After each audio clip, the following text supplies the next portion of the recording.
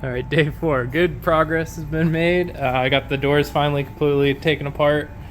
And we're about to pull this guy out of here. Took that guy off. All these were stripped and spinning freely, so most of them got cut off. So I'm just gonna weld studs in there next time so that there's just the studs stick up through the floor and that goes right on top. Radiator came out good. Got the drive shaft out. Got the exhaust cut off, and the gearbox out. So yep, about to push this out and try to pull that guy out of here and get it on a stand and cleaned up and pressure washed, and then I can finally start sandblasting. Just learned that my sandblaster attachment isn't going to work with this pressure washing wand, because even though it has the attachments for that are the same as my pressure washer, this has been modified to not do that anymore. So lame. I'll have to figure that out later, but yeah, I'll set you up and we'll pull this out. All right, so engine's out. Sorry I didn't video it, it was kind of a pain, but anyway, this guy fits in the side doors and it comes right out, so nothing crazy. Just got the 2 motor mounts. It's really a nice actual style here, but probably get some solid ones for that. So engine's out, gearbox is out, clutch is out. That clutch is actually like still has pretty decent amount of life left in it. That starter's trash. I don't know, it looks like a bunch of junk and it doesn't look organized, but I have a little bit of a system. I'm gonna go through and clean all this stuff individually and make it all nice again. That's gonna take a while. This guy I'm gonna pressure wash and start stripping it down. I believe that it's the stock engine that came out of it. The VIN says it's a 240 is what it came with, and a C-class transmission. I'm pretty much guaranteeing that's the same transmission. The engine, I can't really see any serial numbers yet because it's really gross, but I'm assuming it's completely stock. It still had the little tag on, warranty tag on the back there, the little pill that melts if you overheat your engine. So that was still there. I took it off, still have it. What else?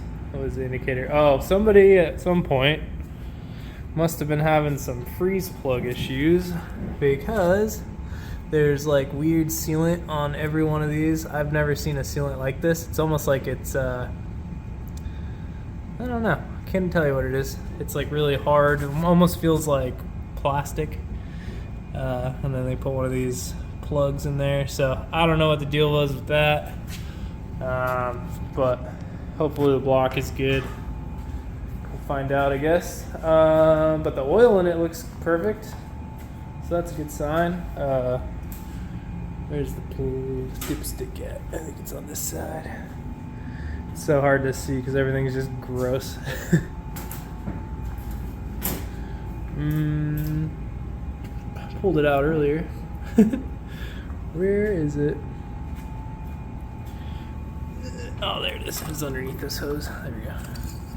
Oil's still good though. It's just black. It's not milky, so that's perfect. Smells like oil. The carb seems to be free, so that's a good sign. Yeah. So maybe tomorrow I'll start ripping this guy apart. But I got plans for, I'm gonna put a modern alternator on without a doesn't need a external voltage regulator. Probably do an electric fan, so I can take this guy off. What else? I might get a header instead of this exhaust manifold because I'm assuming it's gonna be cracked when I take it off. We'll see though. Everything came off pretty good. I'm gonna spray the whole thing down tonight with PV Blaster. Just let it sit there overnight and come back at it again next time. The van's just parked outside. I'm gonna start sandblasting that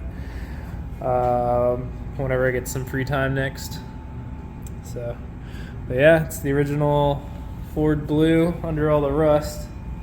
There's still some blue in there though. So that's kind of cool. So that's the color. I'll paint it again. But yeah, everything came off pretty easy actually compared to those doors. The doors were a nightmare.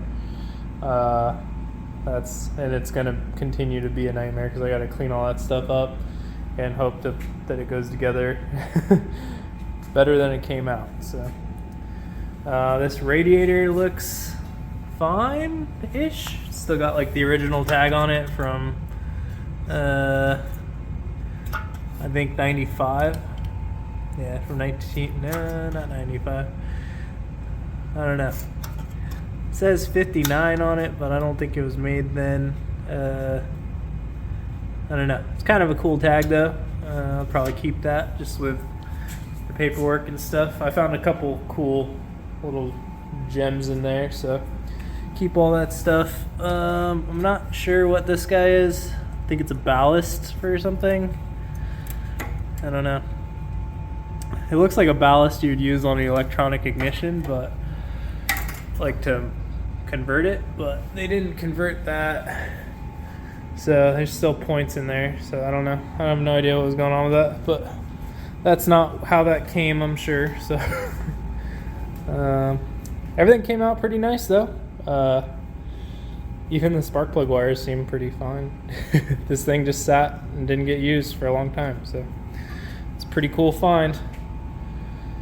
So I'm excited to reclaim the garage. It's kind of a nightmare right now, and then reclaim it and start ripping that thing apart and figuring out what I need to get that rebuilt, and then yeah, start making everything nice because I'm pretty much done taking everything apart. All I have left is the fuel tank.